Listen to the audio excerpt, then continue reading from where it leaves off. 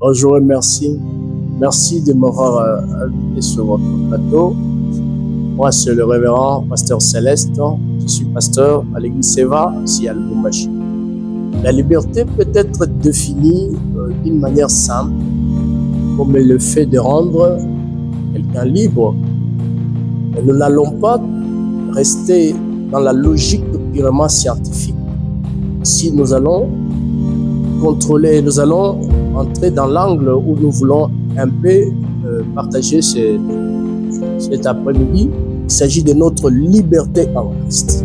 Quand on est chrétien, automatiquement, il n'y a pas de prison qui existe. Pourquoi? Parce que Christ nous a déjà affranchis. Christ nous a déjà libérés de la première prison qui était totalement le vrai problème de l'homme. Le vrai problème, c'était ce problème du péché. Et c'est de ça que nous avons obtenu notre liberté. Il est important de souligner qu'il faut que les chrétiens aient la conscience de cette liberté-là. L'œuvre salvatrice de la croix est une œuvre parfaite et accomplie. Et cette œuvre est une clé pour la liberté de l'homme, est une clé pour la délivrance de l'homme. Et en dehors de cette œuvre, l'homme n'est plus considéré comme étant lié. En d'autres termes, il n'y a plus d'autre prison. Et c'est de ça qu'il s'agit. L'homme de nature, il est né prisonnier. Il est né prisonnier par sa nature pécheresse. Celle d'Adam et Ève, car dès le départ, depuis la chute d'Adam et Ève, l'homme est prisonnier ou en d'autres termes esclave du péché. Qu'il ait sa conscience ou pas, il est né dans le péché. Et le fait d'être né dans le péché fait automatiquement de l'homme un prisonnier ou un esclave du péché. Et c'est de ça que Christ nous a libérés. Et c'est de ça que Christ nous a rendu notre liberté, ou nous a rendu notre délivrance. Et le fait d'être conscient de sa liberté que Christ nous a accordé par l'œuvre de la croix démontre automatiquement que même dans l'état où l'homme était, qu'il soit informé ou pas, naturellement l'homme est né lié ou esclave du péché. Naturellement, lorsque l'homme est né, lorsqu'il vient du biologie, le fruit de biologie, l'homme présente sa vie naturellement comme un être sur la terre. Et étant dans cet état, l'homme est libre de faire tout ce qui lui semble bon.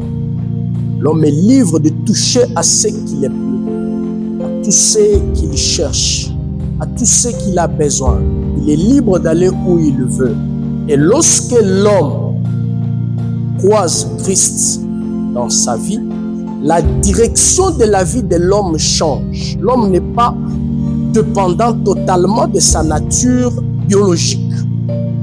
Et là, l'homme, il embrasse une autre direction qui est de la vie de Christ, car il ne sera plus dépendant de sa vie biologique, de sa vie naturelle. Parce que dans la nature, il y a des choses qui donnent une direction de vie à l'homme.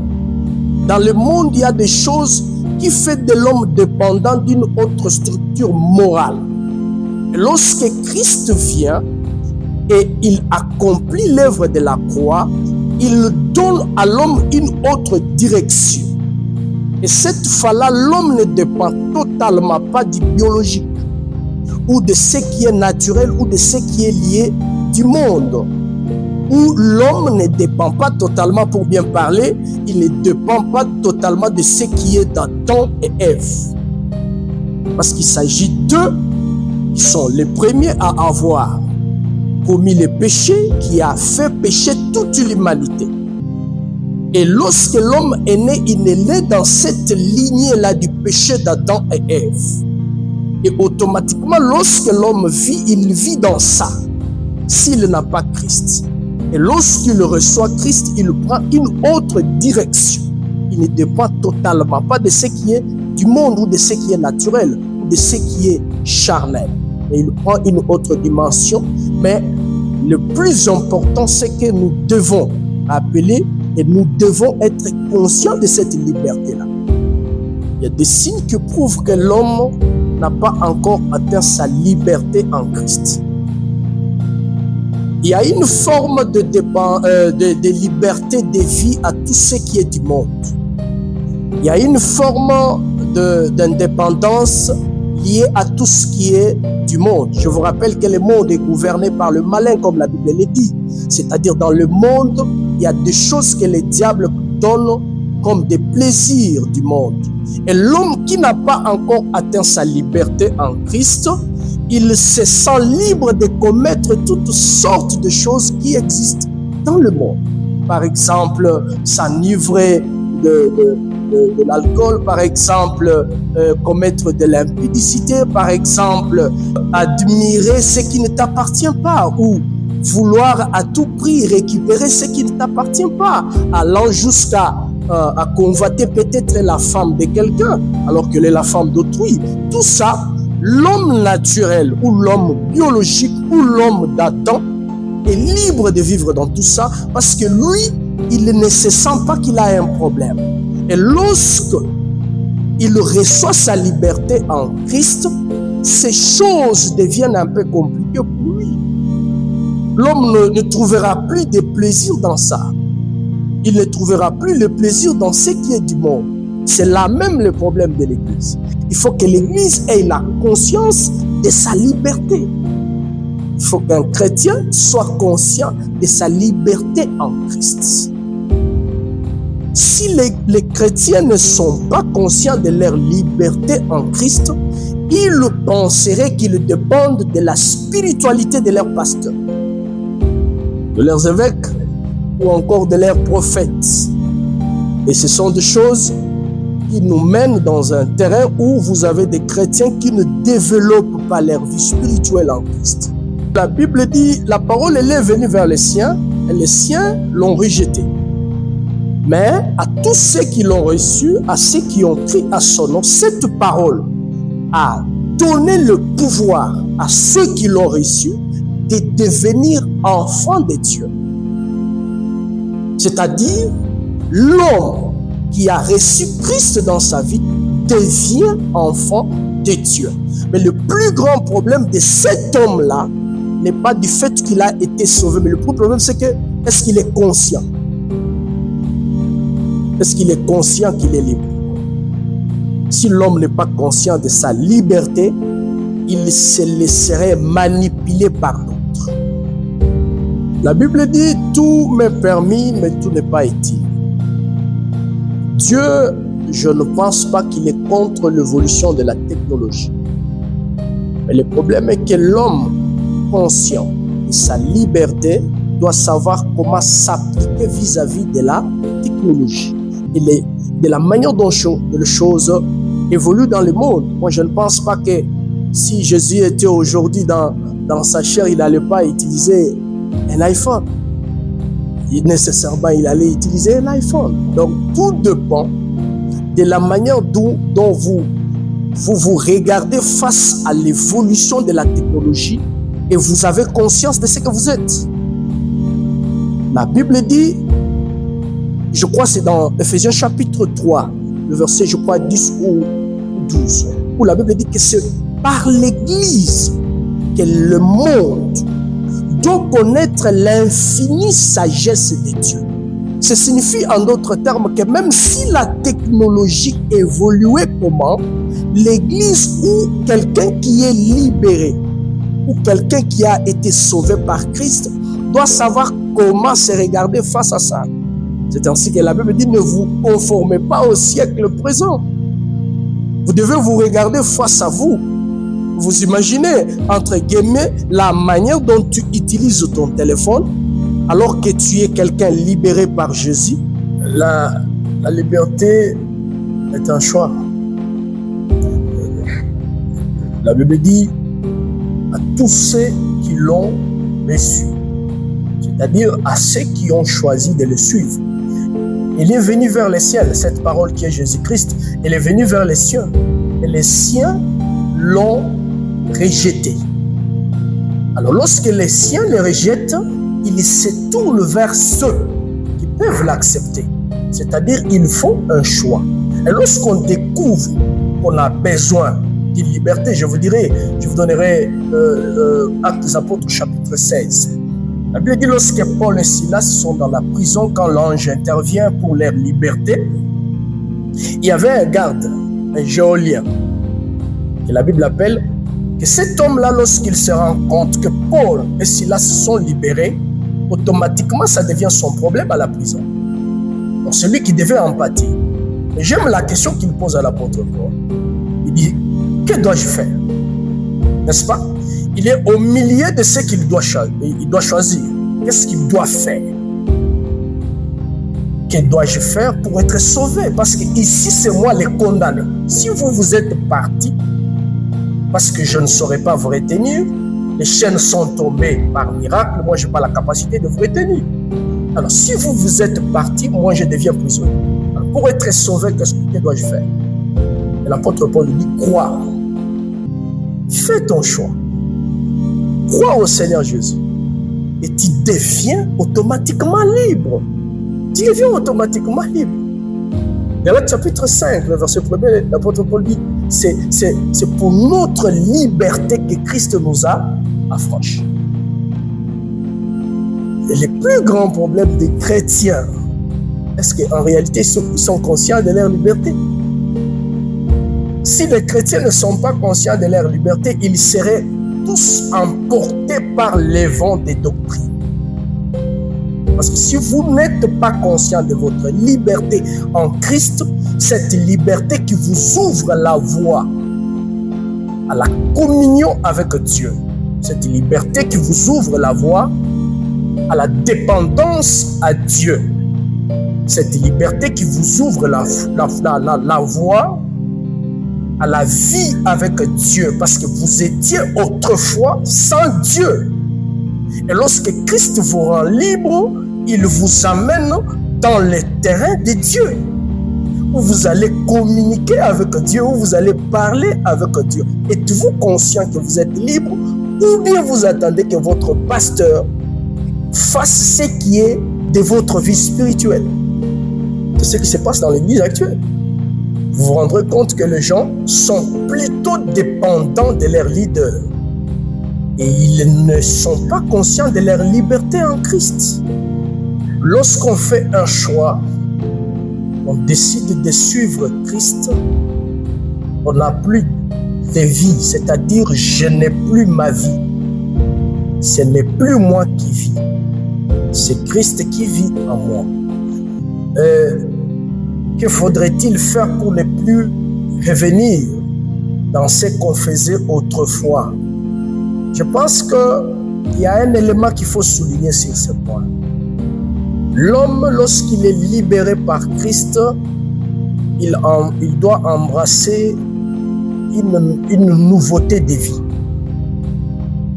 C'est-à-dire les choses anciennes sont passées. Et toutes choses deviennent nouvelles pour lui. Il ne vit plus dans ce qu'il faisait auparavant. En d'autres termes, il commence une nouvelle vie. C'est-à-dire ce qui était pour lui des choses intéressantes auparavant ne l'est plus. Lui, il découvre un nouveau monde. Il découvre de nouvelles choses dans ce qu'il vient d'embrasser. Mais la chose qu'il faut faire, c'est de laisser Christ te conduire. C'est de laisser Christ se conduire. Pourquoi? C'est pourquoi moi je dis, j'entends des enseignements, ça et là, l'homme est le fruit de ce qu'il pense, l'homme est le résultat de ce qu'il pense. Bon, laissez-moi déclarer que ça peut être faux pour moi. L'homme n'est pas le fruit de ce qu'il pense. L'homme est le fruit de ce que Dieu fait de lui. L'homme n'a pas de pensée vis-à-vis de Dieu. Les pensées de l'homme n'est pas les pensées de Dieu. La Bible dit, là où vos pensées s'arrêtent, moi, les miens commencent. C'est-à-dire, Dieu pense mieux pour l'homme que l'homme lui-même.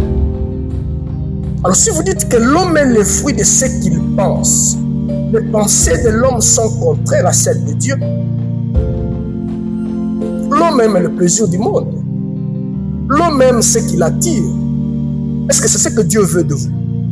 C'est que l'homme, pour qu'il ne vive pas ce qu'il faisait auparavant, il doit laisser sa vie dépendre totalement de Christ.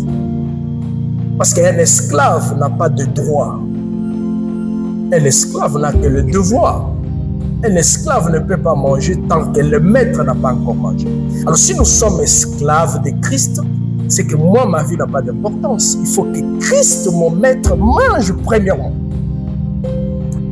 Loin de moi la pensée de critiquer ni de défendre qui que ce soit. Il est possible que l'homme tombe.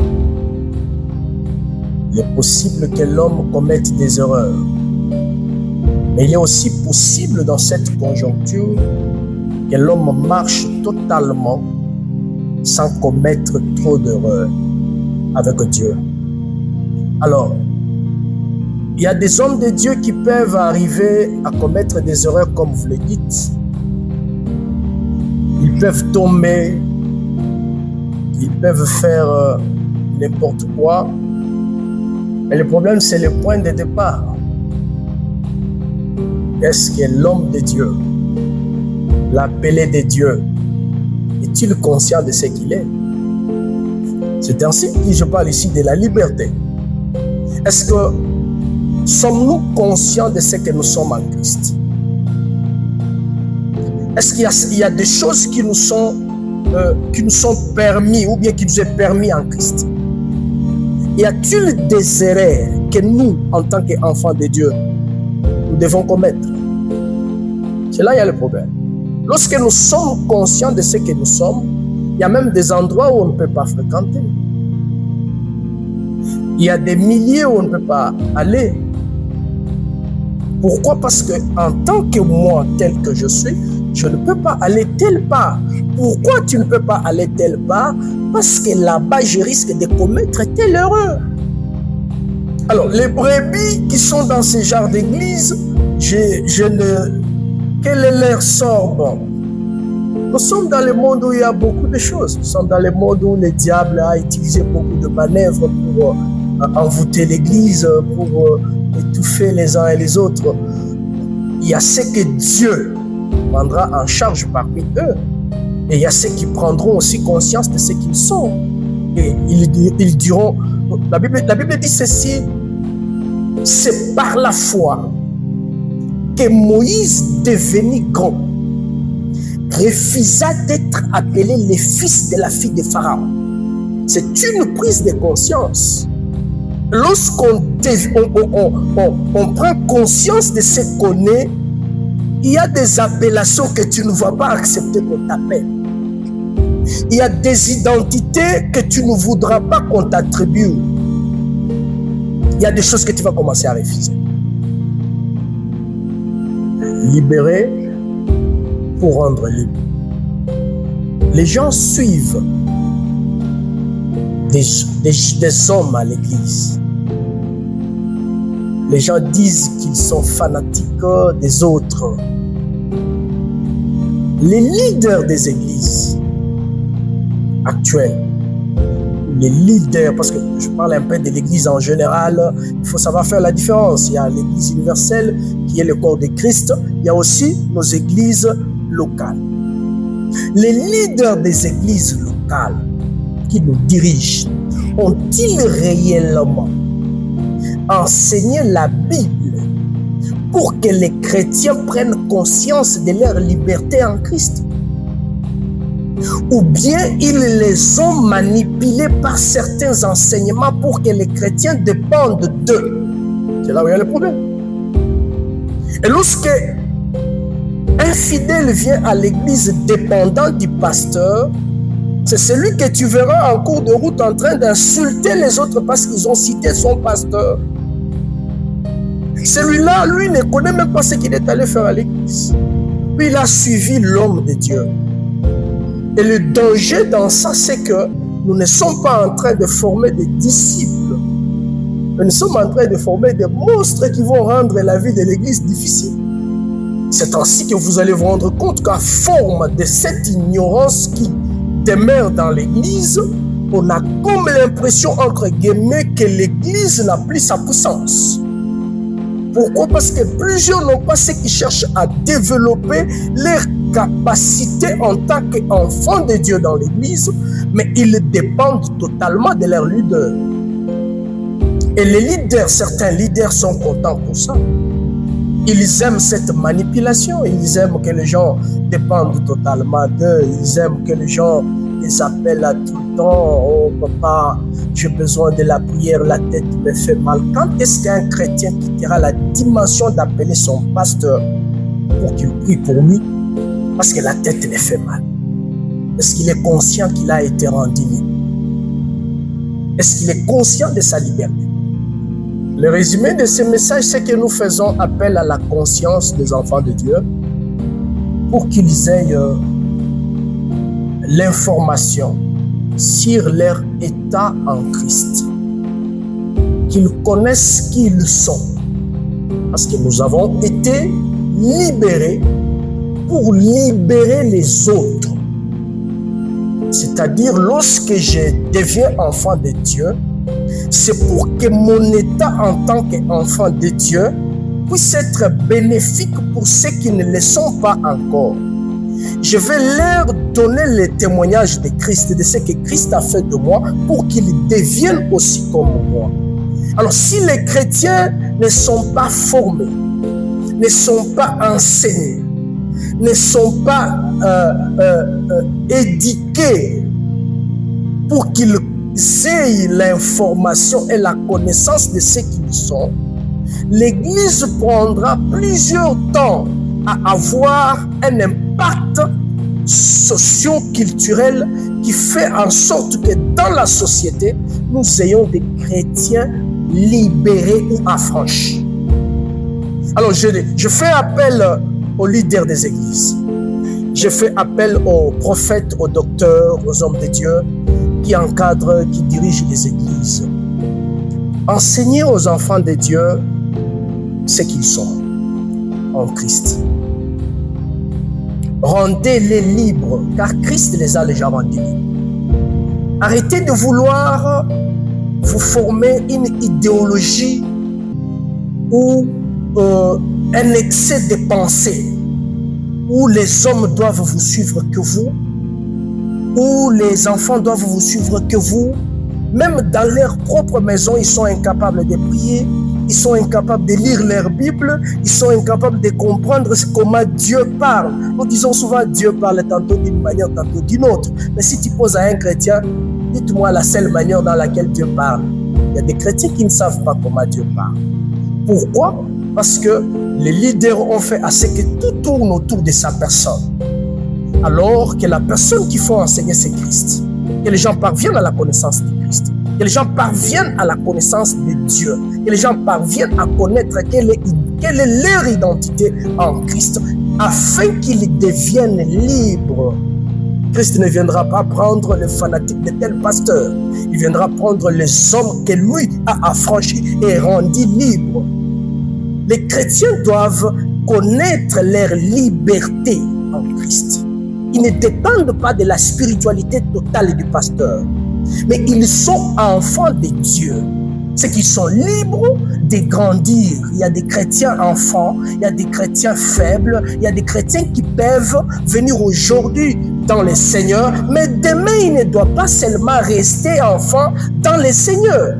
Il doit grandir. Il doit évoluer. Il doit cesser certaines choses qu'il faisait au début pour qu'il atteigne un niveau quelconque. Les chrétiens ne doivent pas tourner en rond. Ils ne doivent pas rester focalisés. Aujourd'hui, il a chassé les démons. Demain, il chasse les démons. Le lendemain, il chasse les démons. Mais lui-même a peur de ces démons-là quand il est seul. Mais tu viens de les chasser à l'église. De quoi as-tu peur à la maison? Donc, il n'est pas conscient de sa liberté. Alors, en bref, ou en conclusion, ce que je peux demander aux leaders, aux hommes des églises, ramenons les gens à la conscience, ramenons les fidèles à la conscience de ce qu'ils sont en Christ. Et lorsqu'ils seront conscients de leur liberté, ils pourront maintenant avoir la capacité de dire aux autres, venez, regardez ce que Christ a fait de nous. Nous sommes libres. Matthieu chapitre 28. Allez, faites de toutes les nations des disciples. Que Dieu vous bénisse. Merci.